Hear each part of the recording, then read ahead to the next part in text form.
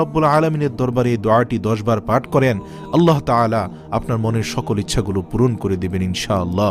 দোয়াটি হচ্ছে কোরআন শরীফেরই আয়াত, আমরা সবসময় মুনাজাতে পড়ে থাকি, রব্বানা আতিনা ফিদ দুনিয়া হাসানা, হে রব আপনি আমার দুনিয়াতে কল্যাণ দান করুন, ওয়াফিল আখিরাতি হাসানা, ইয়া আল্লাহ আপনি আখিরাতেও আমাকে কল্যাণ দান করুন, ওয়াকিনা আযাবান নার, হে প্রভু আপনি আমাকে জাহান্নামের আগুন থেকে বাঁচান। সূরাতুল বাকারা 201 নম্বর আয়াত।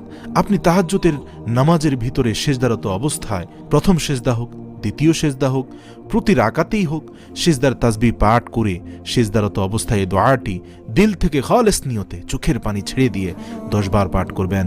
10 বার পাঠ করে আপনি নামাজ শেষ করে কয়েকবার আস্তাগফিরুল্লাহ, কয়েকবার দুরূদ শরীফ পড়ে তারপর আল্লাহর কাছে হাত তুলুন, দোয়া করবেন। ইনশাআল্লাহ ইনশাআল্লাহ আপনি যা চাইবেন আল্লাহ পাক রব্বুল আলামিন